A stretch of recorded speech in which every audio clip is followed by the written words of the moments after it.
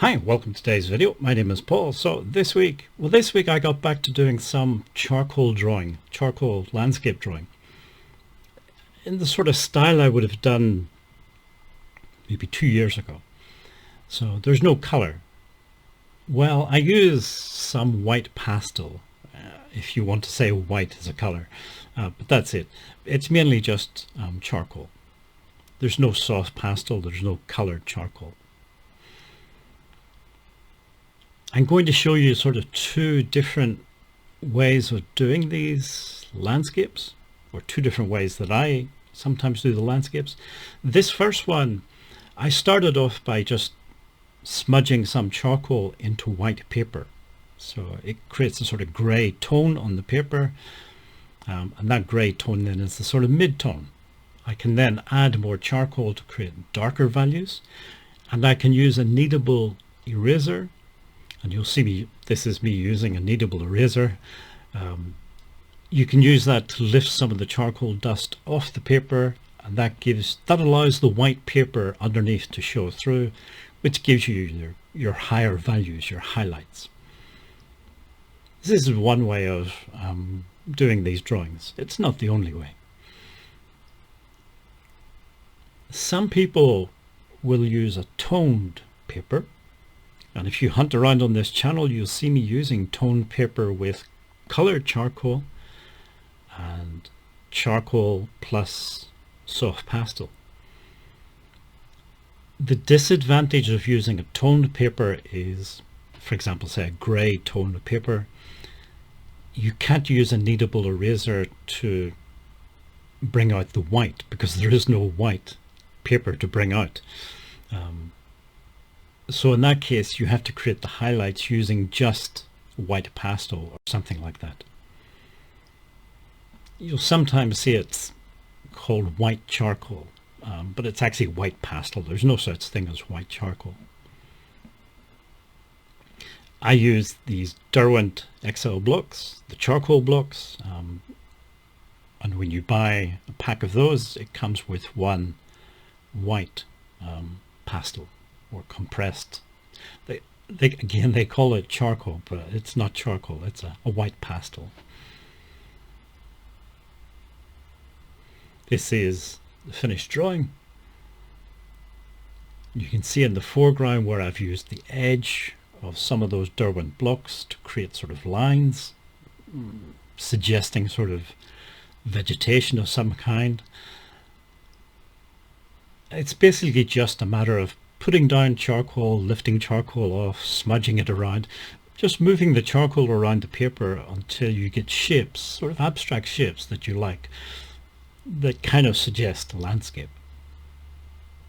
Now this is not the only way of doing it. The other way is to use a white paper and just put the charcoal down onto the white paper, so no smudging charcoal to begin with, so there's no mid value. You have to create all the values yourself. You're using the white paper as the highlight, but everything else, mid value and darker values, you have to add in yourself with the charcoal.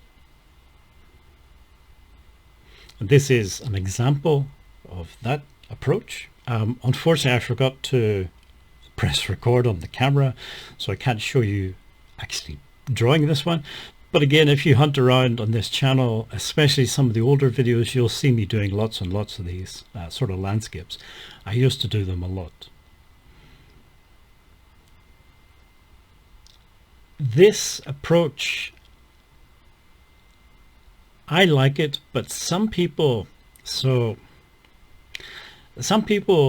interpret color or lack of color or brightness or value in a very literal way. So some people who look at this may see a snow-covered landscape. It's not what I see, but other people may see it that way. So it's one thing to bear in mind. If you're doing this method, even if you're not doing a snow-covered landscape, people might see it as a snow-covered landscape. The English landscape artist Constable, who was around well before the Impressionists, But he used some techniques that were later used, I guess independently used by the Impressionists. And one of those was to use little dots of white, pure white paint, to suggest highlights, bright areas where the sunlight is bouncing off branches or leaves or whatever it was in the landscape. A lot of people didn't like this approach because they said it looked like his landscapes were covered with little patches of snow. So like I say, some people interpret things in a very literal way. This is just to compare these two finished drawings. So the one on the right is just on the white paper, and then the one on the left was the first one where I put some charcoal dust onto the paper to begin with to create that mid-tone. I guess I prefer the one on the right. I prefer I think it's brighter, and also I like the difference between the white paper and the black charcoal. It creates a more contrast, I think. It might be less realistic looking, and as I say, a lot of people might interpret it as a snowy landscape, even though it's not, but I'm prepared to live with that. Okay, well, if you made it this far in the video, thank you for watching and listening. Hopefully it was of some interest to some people. If you're getting started, if you want to get started with charcoal, my advice would be don't worry too much about all the different types of charcoal or people telling you to use this or use that. If you have some either vine or willow charcoal and some white paper, just have a go with that and try these different approaches if you like.